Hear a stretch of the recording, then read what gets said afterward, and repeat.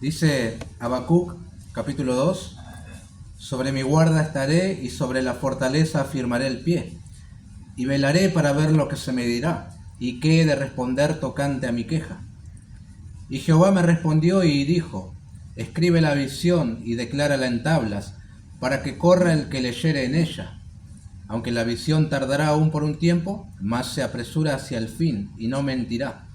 Aunque tardare, espéralo, porque sin duda vendrá, no tardará. He aquí que aquel cuya alma no es recta se enorgullece, mas el justo por su fe vivirá.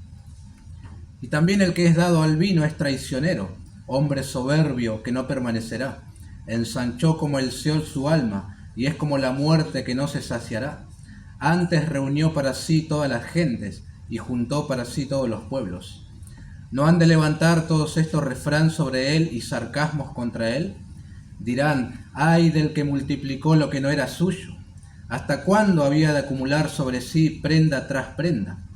¿No se levantarán de repente tus deudores y se despertarán los que te harán temblar y serás despojo para ellos? Por cuanto tú has despojado a muchas naciones, todos los otros pueblos te despojarán a causa de la sangre de los hombres y de los robos de la tierra, de las ciudades y de todos los que habitan en ellas. Ay del que codicia injusta ganancia para su casa, para poner en alto su nido, para escaparse del poder del mal. Tomaste consejo vergonzoso para tu casa, asolaste muchos pueblos y has pecado contra tu vida, porque la piedra clamará desde el muro y la tabla del enmaderado le responderá. Ay del que edifica la ciudad con sangre y del que funda una ciudad con iniquidad. ¿No es esto de Jehová de los ejércitos? Los pueblos pues trabajarán para el fuego y las naciones se fatigarán en vano, porque la tierra será llena del conocimiento de la gloria de Jehová, como las aguas cubren el mar. Ay del que da a beber a su prójimo, ay de ti que le acercas tu hiel y le embriagas para mirar su desnudez. Te has llenado de deshonra a más que de honra. Bebe tú también y serás descubierto. El cáliz de la mano derecha de Jehová vendrá hasta ti, y vómito de afrenta sobre tu gloria. Porque la rapiña del Líbano caerá sobre ti, y la destrucción de las fieras te quebrantará a causa de la sangre de los hombres y del robo de la tierra, de las ciudades y de todos los que en ellas habitaban. ¿De qué sirve la escultura que esculpió el que la hizo? La estatua de fundición que enseña mentira, para que haciendo imágenes mudas confíe el hacedor en su obra. Ay del que dice al palo, despiértate, y a la piedra muda, levántate. ¿Podrá él enseñar? He aquí está cubierto de oro y plata, y no hay espíritu dentro de él. Mas Jehová está en su santo templo, calle delante de él toda la tierra. Señor, te damos gracias. Qué hermoso es avanzar en comprender este libro, ver su flujo e ir llegando también al clímax. Y es muy emocionante esta porción que hemos leído. Y reconocemos, Señor, que necesitamos de tu Espíritu para entender el mensaje y aplicar y sobre todo asombrarnos de ti. Eso es lo que necesitaba este hombre y que al fin vemos que lo consiguió. Un asombro por quién eres tú, y eso lo llevó a concluir todo esto en adoración. Y pienso que es lo que necesitamos nosotros también, oh Dios, asombrarnos cada día más de ti. Cuando nos desenfocamos de quién eres tú, entonces podemos caer en un montón de desconciertos que nos confunden, nos generan dudas, nos impiden verte a ti, Señor. Pero te pedimos que uses la Escritura en esta tarde, aplicándola a nuestros corazones, para ver tu gloria, conocerte más a ti, a nuestro Señor. Y en su nombre oramos. Amén. Bueno, hay ocasiones en la vida en la que una simple noticia cambia completamente o nuestra vida o nuestras emociones, ¿no? Es solamente una noticia y hace un revuelo en nuestras vidas, para bien o para mal, ¿no? Por ejemplo, cuando ella te dijo sí quiero, probablemente fuiste el tipo más feliz del mundo, ¿no? Por lo menos por un tiempo, pero sí lo fuiste. Esa noticia, esa respuesta cambió completamente tus emociones. Cuando estás desempleado, eso te desanima mucho. Si sos un tipo trabajador, al vago no le importa, pero al que está acostumbrado a trabajar, estar desempleado le afecta mucho. Pero si de repente a alguien que le dejaste un currículum te llama, y esa noticia levanta el ánimo, ¿no? Te volvés a recomponer otra vez. Si sos padre y tu hijo te da la noticia de que entendió el evangelio y ahora es salvo, ¡pum! Saltás y te quedás sentado en una nube. Esa noticia te alegró un montón la vida, ¿no? Y lo mismo sucede de manera negativa. Si ella te responde no, solo te quiero como amigo, seguramente te vas a desanimar, ¿no? No te esperabas esa respuesta. Si tenés un buen trabajo, pero de repente llega una carta de documento a tu casa, estás despedido, y esa es una terrible noticia, ¿no? Y si sos padre y tu hijo te dice que no quiere saber nada con el evangelio y se aleja, eso te rompe el corazón.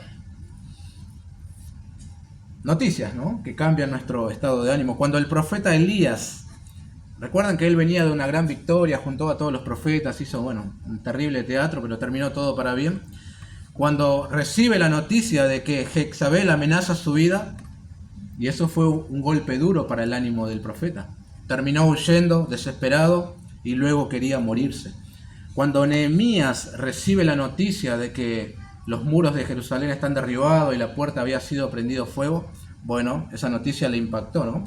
Lloró, hizo duelo algunos días, ayunó y oró a Dios. Y el rey Artajerjes, ¿se acuerdan? Él notó la tristeza en su rostro, ¿no? Cuando Job recibe la noticia de que lo había perdido todo, hasta sus hijos, él se levantó, rasgó su manto, rasuró su cabeza, se postró en tierra y adoró. Noticias que cambian nuestro estado de ánimo o nuestra propia vida, ¿no? Tenemos a un profeta llamado Habacuc, ya lo estamos conociendo, que se preguntaba: ¿cómo puede ser que Dios, quien es muy limpio de ojos para ver el mal, es decir, 3 veces santo, permita que una nación pecadora castigue a un pueblo más justo que él? Y también razonaba el profeta: estos tipos no tienen límites, arrasan con todo y luego hacen un ídolo de su propia fuerza, es decir, no dan gloria a Dios.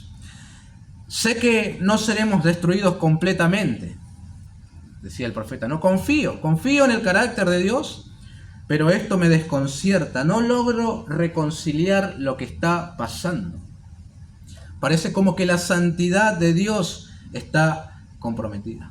En la porción que hemos leído extensa, Dios responde una vez más al profeta Habacuc, ¿no? No sabemos nosotros cuánto tiempo pasó de cuánto se demoró el Señor en responderle, pero otra vez notamos, No hay reproches de parte del Señor a lo que su siervo siente y a la manera en que se expresa, ¿no? Por lo menos el Señor no le dice nada antagónico a lo que él plantea. Y por el contrario, le da una respuesta impresionante, hermanos, que transformará el desconcierto que tenía Habacuc, la duda que tenía, en adoración. Qué cambio, ¿no? Y así quiero titular el mensaje: cuando el desconcierto se convierte en adoración, o cuando el desconcierto finaliza en adoración. Si bien vamos a ver el resultado final de la respuesta de Dios el próximo domingo, Dios mediante, pero hoy vamos a detenernos a observar aquello que le llevó a adorar. ¿Cómo puede ser que un tipo esté tan desconcertado, tenga tantas preguntas y termine con un cántico, ¿no? Con una adoración? ¿Qué pasó? Lo veremos con la ayuda del Señor. Y esto es Dios revelándole en primer lugar que Él es confiable. Por lo tanto, Habacuc debe permanecer paciente. Eso es versículos 2 y 3. Jehová me respondió y dijo: escribe la visión y declárala en tablas, para que corra el que leyere en ella. Aunque la visión tardará aún por un tiempo, mas se apresura hacia el fin y no mentirá. Aunque tardare, espéralo, porque sin duda vendrá, no tardará. El inicio es fabuloso, ¿no? Qué lindo es cuando... me encanta poder leer: Jehová respondió. Eso es lo que necesitaba este hombre, ¿no? Es grato experimentar eso, la respuesta de Dios. Después de todo, lo que Habacuc necesitaba estaba en Dios. Es decir, solo Dios podía resolver eso que él tenía en su corazón y, su problemática cotidiana, ¿no? Ahora, el problema de Habacuc, como hemos estado viendo, no eran los caldeos en sí, que estaban acercándose a pasos agigantados, conquistando todo lo que había en su frente. No, tampoco era el temor a ser invadido.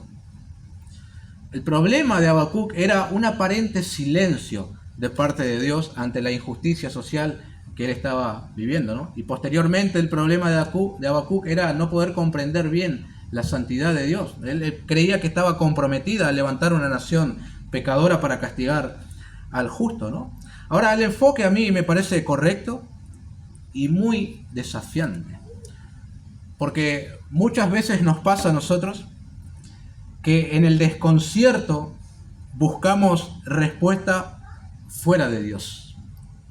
Es decir, Dios no tiene nada que ver, Dios, en lo que yo estoy viviendo, que estoy buscando respuesta en otro lugar. O su palabra no tiene nada que decir con respecto a esto. ¿Por qué siempre acudimos al hombre o, no sé, alguna metodología en vez de primeramente Dios? ¿Qué dice Él con respecto a esto? A lo mejor nuestro concepto de Él es indiferente, Dios pequeño, limitado. Su palabra no puede resolver todos los conflictos o las circunstancias que yo vivo. A lo mejor pensamos eso. O Dios hace acepción de personas. A algunos les trata bien y les responde, y a otros no, o se toma su tiempo.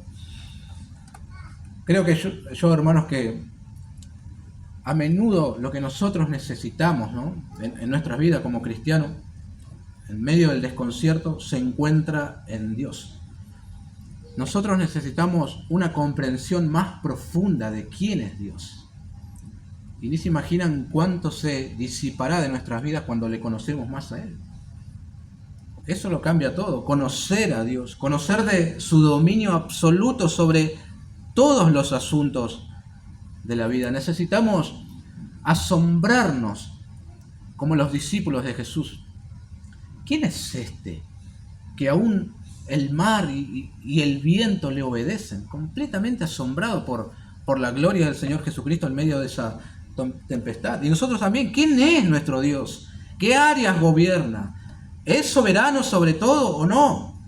Cuando Habacuc descubre eso, es cuando cambia todo en su interior, ¿sí? Lo veremos a su tiempo, ¿no? Así que, para introducirnos, Jehová respondió al profeta. Ahora, Dios le dio una revelación, una visión a Habacuc. No sabemos qué fue, ni tampoco nos interesa. Puede ser un sueño, puede ser su voz audible. De ambas maneras está bien, porque Dios se comunicaba de esa manera con sus siervos, ¿no? El asunto es que tal revelación no era solo para el profeta otra vez, sino para toda la nación, para que corra el que leyere en ella. ¿Saben que esas palabras, esa oración ha traído algunas dificultad para interpretar correctamente? ¿Qué es esto, ¿no? El que corra, el que leyere en ella. Por lo menos, bueno, o solamente, mejor dicho, dos posibilidades para entender, ¿no? Noten otras traducciones de la Biblia este versículo. Escribe la visión, y NBI, y haz que resalte claramente en las tablillas. Noten eso, ¿no? Haz que resalte claramente en las tablillas, para que pueda leerse de corrido. Bueno, más que una traducción, ya es una interpretación casi del versículo. Esto es lo que sucede con las Biblias de equivalencia dinámica, NBI, Dios habla hoy, o traducción del lenguaje actual. Ya es casi como una interpretación. No hay una traducción literal de lo que dice. Otra, escribe en tablas de barro lo que te voy a mostrar, de modo que pueda leerse de corrido. Bueno, muy parecida a la anterior, ¿no? Una más, Biblia de las Américas. Escribe la visión y grábala en tablas, para que corra el que la lea. Y las diferentes interpretaciones son: no que la persona que la lea comience a correr, sino que el lector podrá captarla de un vistazo. Tan grande y legible es la escritura. El ojo pasará por el texto con facilidad. Bueno, alguien más añade: corra es equivalente a anunciar la revelación divina. Y esto es tomado de Jeremías 23, 21. No envié yo a aquellos profetas, pero ellos corrían. Yo no les hablé, mas ellos profetizaban. Bueno, y continúa.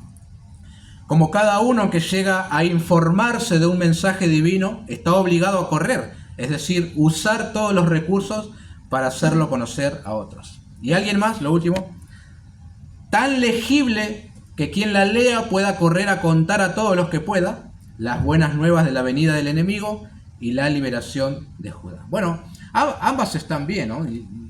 Y podemos hacer un resumen o una conclusión así. Habacuc dejaría por escrito aquello que Dios le revela para que todos puedan entender fácilmente y a la vez comunicar a otros. Y ahí hay un lindo desafío también acá para el profeta en la visión que Dios le da, ¿no? Él tiene que esperar con paciencia que la profecía se cumpla. Aunque tardare, espéralo, porque sin duda vendrá. Es más, esto es tremendo. Lo más probable es que Habacuc nunca vio cumplirse la profecía. Vez pasada ya habíamos dicho que es probable que él haya muerto incluso antes de la cautividad. Y cuando esta visión se cumple pasan unos 50 o 60 años posterior. Así que él, creemos, ¿no?, que ya estaba muerto. Así que eso es lo más lógico. Ahora, ver la profecía cumplirse o no verlo no es lo más importante, ¿no? Lo más importante es confiar que Dios es veraz. Y de hecho eso es lo que hace Habacuc. Y eso es lo que cambia completamente. Y Dios hará lo que dijo, ¿no?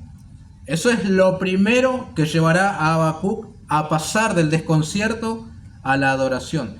Dios le da una revelación y con ello el sello de que se va a cumplir sí o sí. Ahora a él le resta confiar en la lealtad de Dios. Y yo soy un convencido, ¿no? Estarán de acuerdo conmigo por nuestra propia experiencia como cristiano y por la incredulidad de nuestros corazones, que cuando entramos en algún desconcierto, en general se debe a que no estamos confiando en las promesas de Dios. Somos un oxímoron, un creyente incrédulo. Es eso. De hecho, una de nuestras batallas más grandes es contra la incredulidad. Nos cuesta un montón. Por eso Pedro se hundía, porque él dudó de aquel que le dijo ven, cuando se puso a mirar en las cosas que estaba viendo, ¿no? Nosotros tenemos más revelación que Habacuc, o la revelación completa, por así decirlo. Él contaba con párrafos sueltos, nosotros tenemos el libro entero donde Dios reveló su voluntad, pero enfrentamos el mismo desafío: creer a lo que Dios dijo, creer en su lealtad y compromiso para cumplir lo que dijo. Como por ejemplo, la segunda venida del Señor. ¿No lo creen? De hecho, este versículo 3 que leímos acá de Habacuc lo utiliza el escritor de Hebreos justamente para referirse a la venida del Señor. Dice Hebreos 10:37, porque aún un poquito y el que ha de venir vendrá y no tardará. Y es lo que nosotros debemos creer. Sabemos que en el transcurso vendrán burladores, dice el apóstol Pedro, andando según sus propias concupiscencias y diciendo: ¿dónde está la promesa de su advenimiento? Porque desde el día en que los padres durmieron, todas las cosas permanecen así, como desde el principio de la creación. Segunda de Pedro 3 y 4. Sin embargo, los creyentes debemos creer lo mismo que Habacuc, que aunque se tardare, según nuestra medida del tiempo, vendrá. Más adelante, dijo el mismo Pedro, el Señor no retarda su promesa, según algunos la tienen por tardanza, sino que es paciente para con nosotros, no queriendo que ninguno perezca, sino que todos procedan al arrepentimiento, ¿no? Y así en otros tipos de promesas que encontramos en la Biblia para nosotros los creyentes, que Dios ha hecho, y son muchas, ¿no? Otro ejemplo, muy común en los creyentes: nos sentimos solos, vacíos. Nos ha pasado probablemente a todos alguna vez, o a la mayoría, y entras en un desconcierto infernal. ¿Y qué tenés que hacer? Bueno, simplemente creer la promesa de que el Señor está con vos siempre. Eso es todo, porque eso es lo que Él prometió. Romanos 8 dice que nada nos podrá separar de su amor. Mateo 28, estará con nosotros todos los días hasta el fin del mundo. Creerlo y suficiente, aunque no lo sientas, ¿no? Después vendrán seguramente los buenos sentimientos, si es que llegan a venir. Si no vienen, bueno, no importa. No hay que darle mucha importancia a nuestros sentimientos, porque cómo nos sentimos no determinan si la promesa de Dios es veraz o no. Él dijo que está con nosotros todos los días hasta el fin del mundo, y así es. Punto.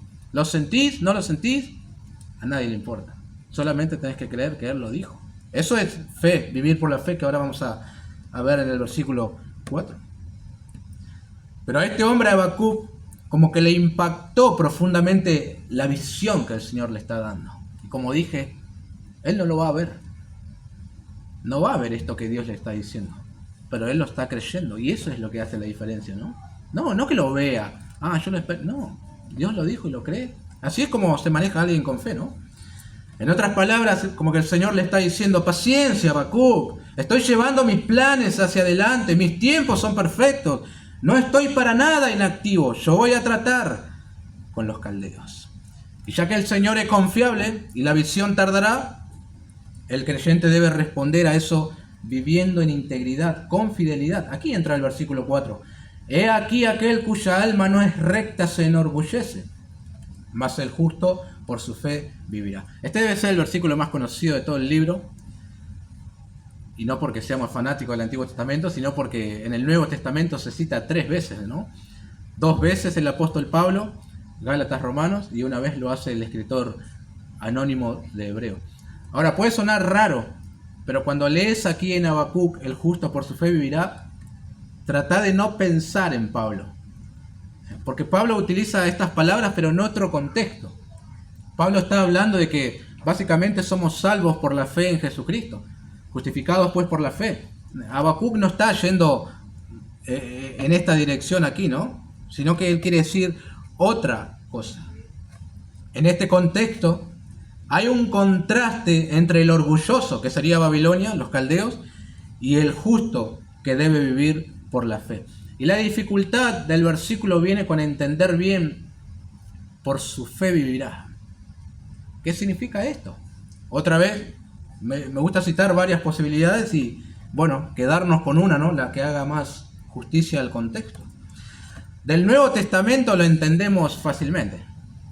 Sos justificado por la fe, declarado justo por la fe sola, sin ningún tipo de obra, ¿no? Es sencillo, Pablo lo explica bien a los romanos y también a los gálatas. Pero aquí en Habacuc, ¿qué significa que el justo por su fe vivirá? Bueno, una posible interpretación sería que el justo que cree en el Señor de alguna manera sobrevivirá a la invasión de los caldeos. Puede ser, pero presenta una dificultad. Muchos justos no sobrevivieron a la invasión. Algunos en cautiverio y otros muertos. No puede significar eso, porque estaríamos generalizando algo del cual no hay certezas. Lo que otros piensan es que el justo por su fe vivirá es una alusión a la vida eterna. Pero como dije, eso es una verdad que se extrae del Nuevo Testamento y se la aplica acá al Antiguo Testamento. Y no es justo interpretar la Biblia de esa manera. Al menos hermenéuticamente está incorrecto eso. Lo tercero, y con lo que me inclino, me quedo, es como alguien dijo: es la creencia en acción. Por lo tanto, Jehová está declarando que en las circunstancias, hasta que se cumpla lo que dirá su profeta, la vida del justo debe caracterizarse por la fidelidad a su persona. El justo vivirá día tras día consecuentemente con su ley y su voluntad. No vacilará en el camino recto, sin importar las dificultades. En definitiva, vivirá por fe.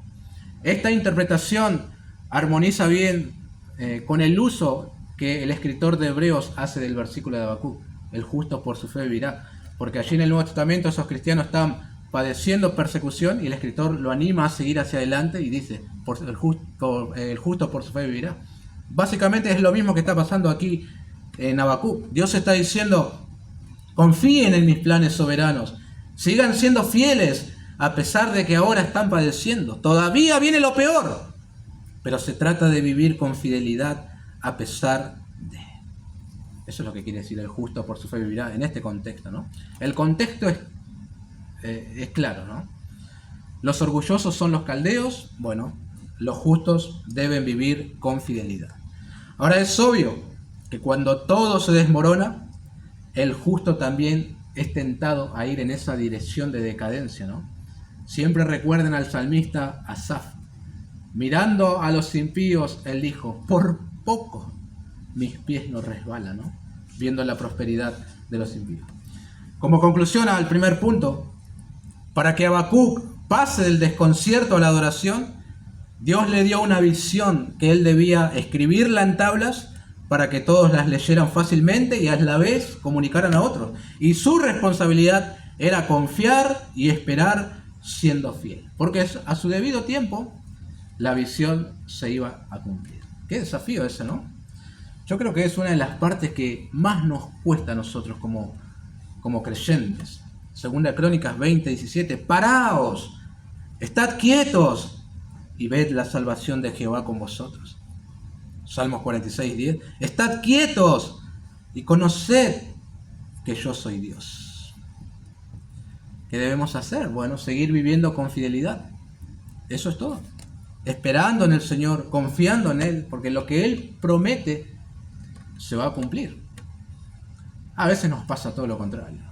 Viene el desconcierto y cesamos en nuestra fidelidad a Dios y hasta a veces parece como que tenemos licencia para pecar porque estoy mal.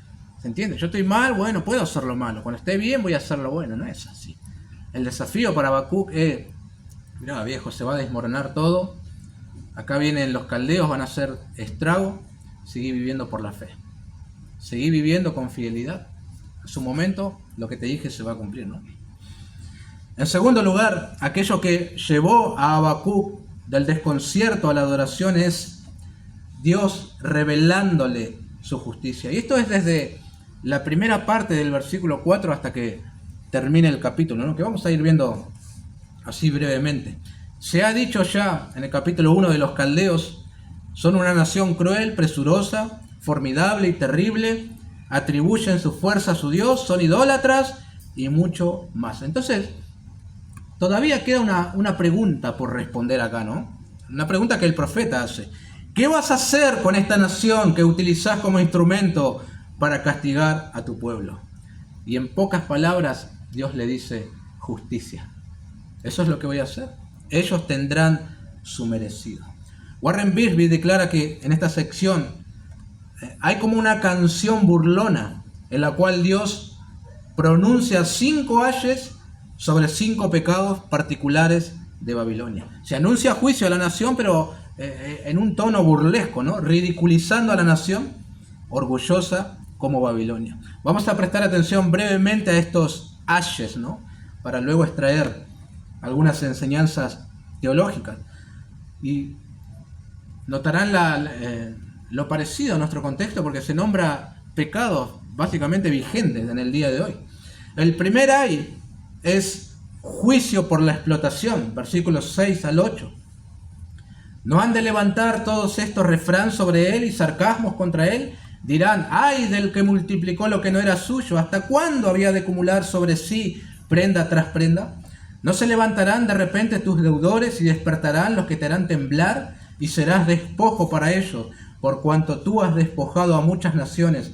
Todos los otros pueblos te despojarán a causa de la sangre de los hombres y de los robos de la tierra, de las ciudades y de todos los que habitan en ellas. Esto es el juicio de Dios para Babilonia, ¿no? Tenga siempre presente eso. Ahora, en los primeros versículos del capítulo 1 se iba a castigar a Judá. Eso tranquilizó a Habacuc. En estos versículos se va a castigar a Babilonia. Es lo que algunos han llamado la ley del talión. Probablemente han escuchado eso, que es un principio jurídico y moral que establece que la pena o castigo por un delito u ofensa debe ser proporcional a la gravedad del delito cometido. Bueno, en la Biblia encontramos lo mismo, pero en otros términos. Por ejemplo, ojo por ojo, diente por diente. Vos hiciste esto, eso vas a recibir. O el principio de siembra y cosecha. No os engañéis, Dios no puede ser burlado. Todo lo que el hombre sembrare, eso también se cosechará, ¿no? Eso es lo que va a cegar, mejor dicho. Básicamente el juicio contra Babilonia es aquello que ellos mismos hicieron. Robaron, saquearon, explotaron. Llegará el momento en el que otra nación hará lo mismo con ellos. Como mencioné hace un momento, o no sé si lo dije, eso se cumplió. Ciro el Grande, en una alianza con los medos, vinieron contra Babilonia e hicieron estragos, tal como el Señor lo había dicho, ¿no? Ahora la historia dice que si bien la conquista fue pacífica comparada con otras, que no quedaba nada, por lo menos todo esto que se lee acá sí se cumplió. La nación perdió toda su riqueza, ellos explotaron a otros, bueno, ellos también fueron explotados. Así que este juicio históricamente se cumplió. De hecho está en la escritura también, ¿no? El segundo hay, juicio por la codicia, versículo 9 al 11. Hay del que codicia injusta ganancia para su casa, para poner en alto su nido, para escaparse del poder del mal. Tomaste consejo vergonzoso para tu casa, asolaste muchos pueblos y has pecado contra tu vida, porque la piedra clamará desde el muro y la tabla del enmaderado le responderá. Bueno, es muy relacionado al versículo anterior, ¿no? ¿Por qué explotaron a las otras naciones? Justamente por la codicia. ¿Qué necesidad había de hacerlo? Bueno, lo hicieron. Ahora, tu casa puede ser una referencia al palacio del rey, pero lo más probable es que aplique también a toda la nación, ¿no? Ellos tenían hambre y sed de conquista. Y como notamos, hermanos, ¿qué ha cambiado hoy en día? ¿No codician algunas naciones las riquezas de otras naciones? Vos tenés petróleo, vos tenés litio, y bueno, yo también quiero eso que vos tenés, y algo tengo que hacer, ¿no? Y entra. O de manera personal todavía sigue muy vigente la codicia. Codicias el auto del vecino, la mujer que tiene, los bienes, el ministerio que el Señor le... Cualquier cosa se codicia. Por eso el mandamiento, la ley de Dios, muy vigente. Éxodo 20:17, no codiciarás la casa de tu prójimo, no codiciarás la mujer de tu prójimo, ni su siervo, ni su criada, ni su buey, ni su asno, ni cosa alguna de tu prójimo. Pero como a esta nación le vino juicio por la codicia, así también habrá juicio para aquellos que codician, ¿verdad? Tercera hay juicio por la violencia e inclemencia, versículo 12 al 14. Ay del que edifica la ciudad con sangre y del que funda una ciudad con iniquidad. ¿No es esto de Jehová de los ejércitos? Los pueblos pues trabajarán para el fuego y las naciones se fatigarán en vano, porque la tierra será llena del conocimiento de la gloria de Jehová, como las aguas cubren el mar, ¿no? Una de las cosas que observamos nosotros en la ley de Dios, todo el Antiguo Testamento, el Pentateuco, es el carácter de Dios, ¿no? La santidad de Dios, sobre todo en un libro como Levítico. Tenían que hacer todas las cosas de esta manera y la razón era simplemente porque Dios era santo. No tenías que hacer esto o lo otro por la santidad de Dios, ¿no? Las leyes de restitución en Éxodo 22, estaba leyendo, es impresionante, ¿no? Me impactó, me gustó. Si robabas un buey o una oveja y luego lo matabas para venderlo, creo que se hace hoy todavía, a lo mejor en zona rural, bueno, tenías que devolver 5 bueyes por el buey que te robaste y 4 ovejas por la oveja que te robaste y mataste y vendiste. Ahora, imagínense esta nación Babilonia, ¿no? Edificó sus ciudades a costa de sangre y violencia. ¿Cuánto más le esperaba, no? Si se aplica la ley del talión ahí, o el principio de siembra y cosecha. Un comentarista dice, la ciudad de Babilonia fue una maravilla arquitectónica, pero sus grandes proyectos fueron en vano. Todo se ha ido, y hoy, si quieres ver cómo era Babilonia, tienes que visitar un museo. Allí está la maqueta o las imágenes de cómo era la ciudad. No quedó nada. Ahora, esto alienta, hermanos, al corazón, ¿no? Por lo menos a mí me alienta. Primeramente, pensando en el profeta. Mientras escuchaba esto, seguramente apretaba su mano, ¿no? Vamos todavía, que no quede nada de los caldeos.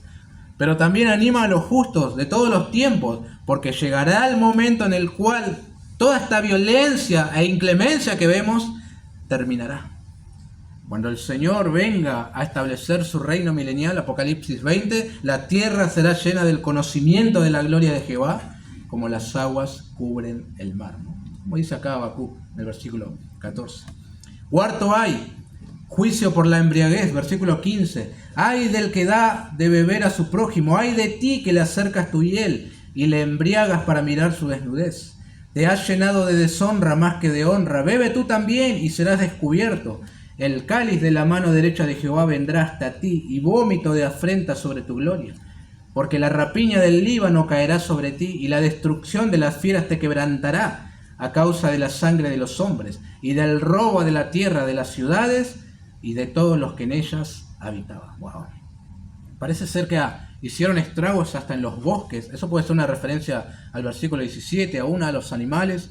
Bueno, Dios tiene en cuenta todo eso, ¿no? Ahora, esto puede, por lo menos los primeros versículos, tomarse en dos sentidos. Primero, de manera literal. Ustedes saben, la embriaguez y la sensualidad, la desnudez, siempre van de la mano. Y la nación sanguinaria humilló desnudando a sus enemigos, que era una práctica de aquel tiempo, ¿no? Llevarlos sin ropa al cautiverio. Algunos piensan que le daban algo de beber y lo humillaban. Por ejemplo, noten, 2 Crónicas 28:15.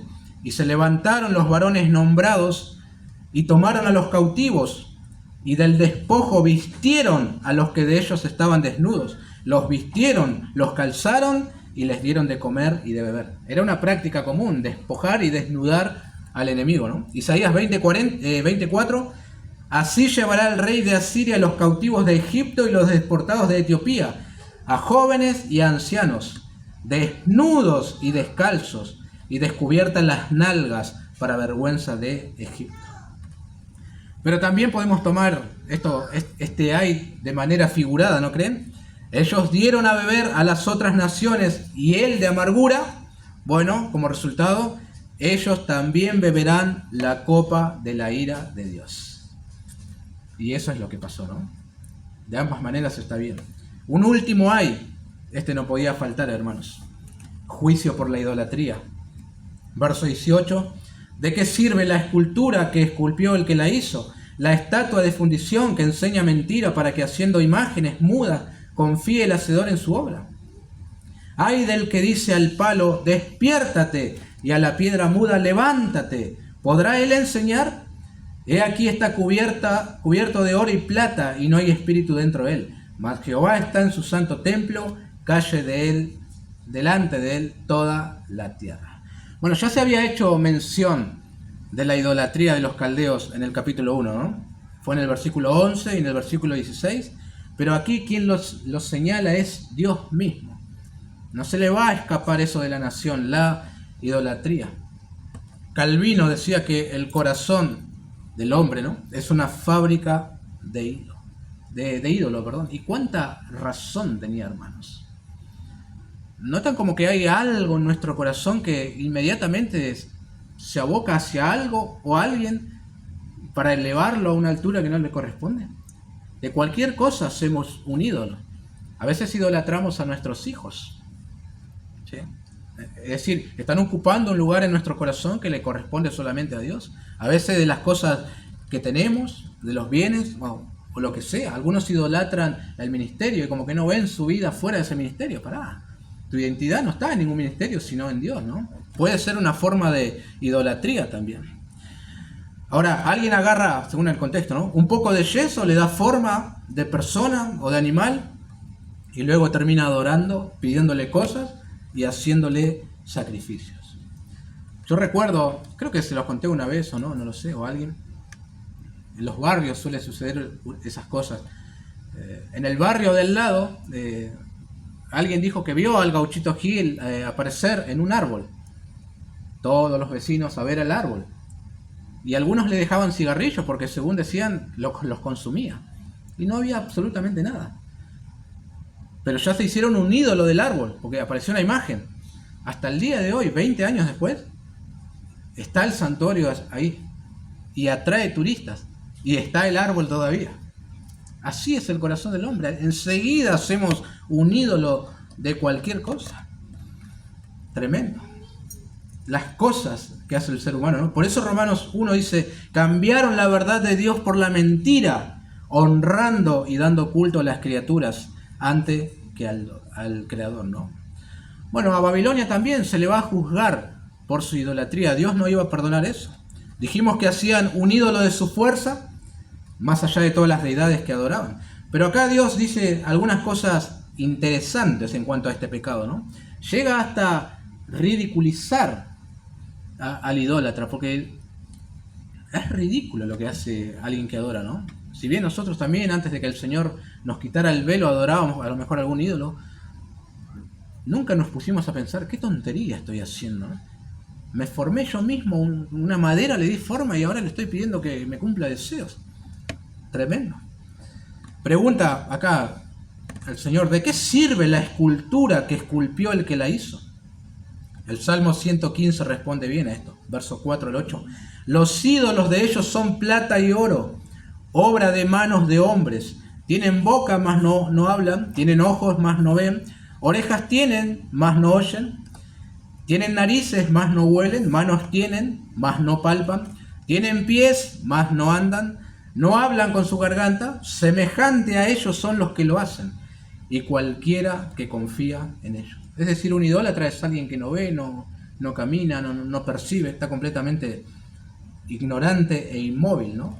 Y es lo mismo que Dios dice en su revelación a Habacuc al decir, está cubierto de oro y plata y no hay espíritu dentro de él. ¿Qué sentido tiene adorar algo que vos mismo hiciste?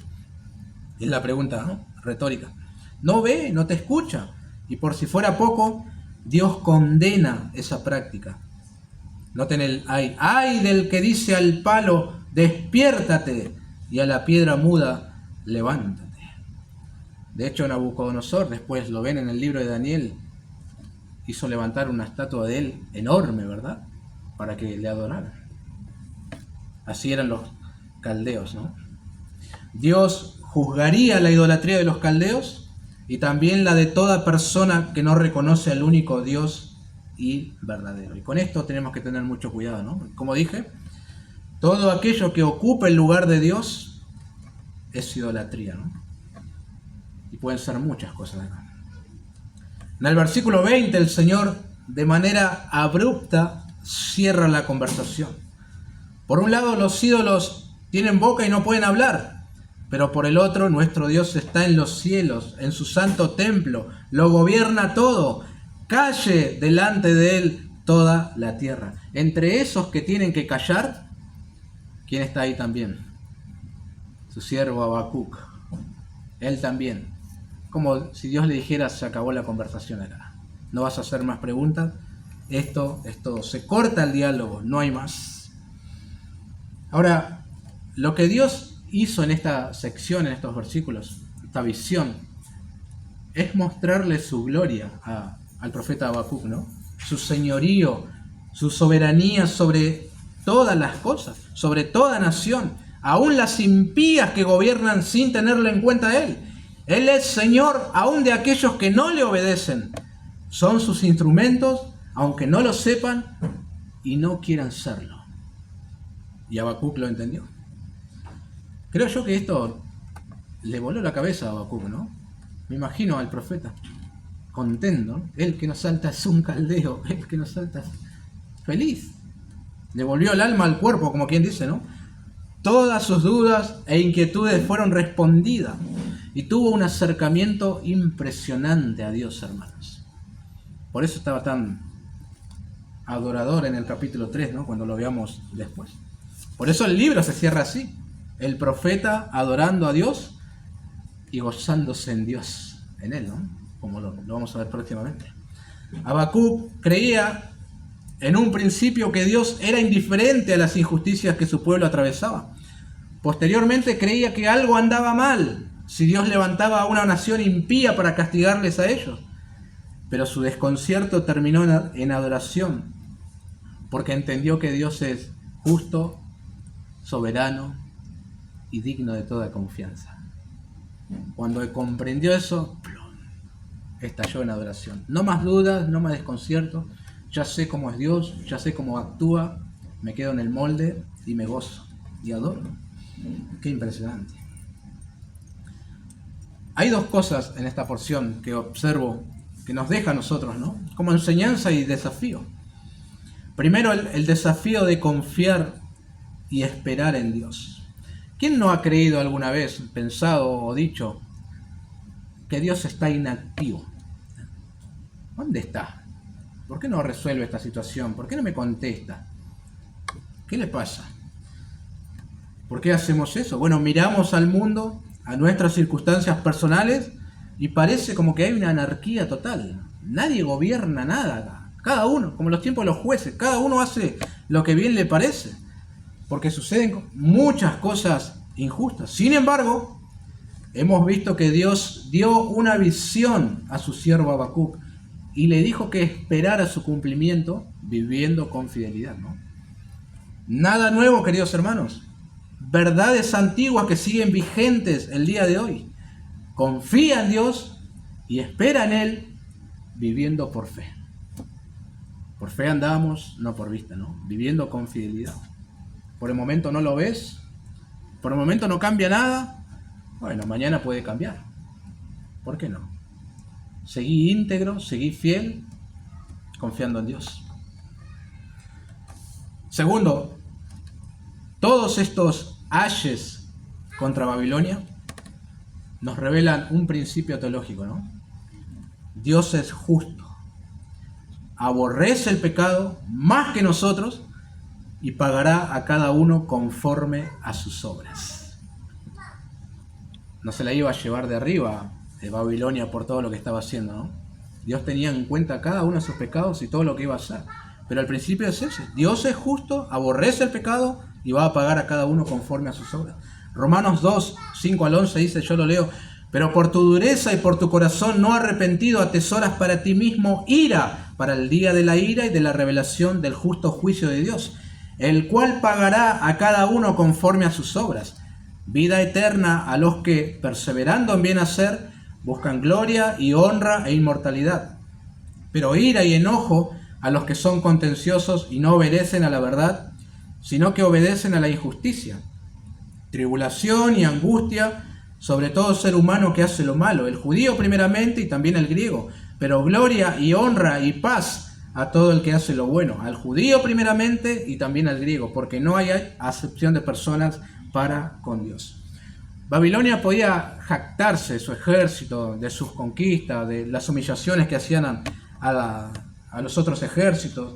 Podía ser un ídolo de su fuerza, ignorar la justicia de Dios, pero un día que Dios sabía, cuando iba a llegar, ¿no?, todo lo que se dijo en su contra se cumpliría. Habacuc tenía razón en lo que pensaba de Dios. Él es muy limpio de ojos para ver el mal, ni puede ver el agravio. Él aborrece el pecado y como es justo, tiene que aplicar justicia. Y otra vez, que nadie crea que hoy es diferente, ¿eh? Sigue siendo igual. Dios sigue siendo justo y Dios pagará a cada uno según sus obras. Esto es lo justo, ¿no? Lo que corresponde, como quien dice. Ahora, esto presenta una dificultad también, ¿no? Nos mete en una encrucijada, como decía a los jóvenes en la semana. ¿Por qué? Porque no hay obra alguna que el hombre pueda hacer que Dios considere como meritoria para alcanzar la salvación. Él te paga conforme a tus obras, pero no puedes hacer ninguna obra para alcanzar el cielo. Y te confunde un poco. Para ser condenado no tenés que hacer mucho. Ya estás condenado. Tus obras testifican contra ti. Pero para alcanzar la salvación no basta con hacer buenas obras. Son insuficientes. Podés pasarte toda la vida haciendo caridad y caridad. Y a la hora de presentarte ante el Señor, eso suma 0. No tenés nada en tu cuenta. No podés. Pero esta es la buena noticia, ¿no? Solo existía en todo este vasto universo una persona que podía aplacar la ira de Dios y cumplir con sus demandas justas. Y esa persona es Dios mismo, en la persona de su Hijo Jesucristo, ¿no? Romanos 3, 25, 26. Qué lindo es la carta a los romanos. Tenemos que pensar algún día en él, ¿no? Romanos 3, 25, 26, en la NBI dice, Dios lo ofreció como un sacrificio de expiación que se recibe por la fe en su sangre, para así demandar su justicia. Anteriormente, en su paciencia, Dios había pasado por alto los pecados, pero en el tiempo presente ha ofrecido a Jesucristo para manifestar su justicia. De este modo, Dios es justo y a la vez el que justifica a los que tienen fe en Jesús. Y en verdad, hoy podemos alcanzar la salvación por obras, pero no nuestras obras, sino la obra del Señor Jesucristo, ¿no? Lo único que hacemos es apropiarnos de ese sacrificio por la fe, y eso es todo. Dios nos declara justos. Dios es justo, castigará el pecado. Por lo tanto, corresponde también, ¿no? Si eres incrédulo, que te castigue a ti por tu pecado, enviándote al infierno eterno. Y eso es lo que va a hacer Dios. Te va a castigar en el infierno. La paga del pecado es muerte. Pero si confías en Jesús, en su obra, tu deuda, tu pecado, será puesto sobre las espaldas de Jesús. Y la justicia de Jesús será puesta sobre las tuyas. Por eso cantábamos, ¿no? Glorioso intercambio.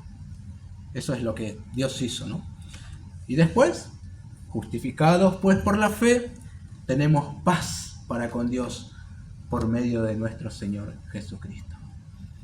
Cree en Cristo y serás salvo, ¿no? Hoy mismo. Oremos.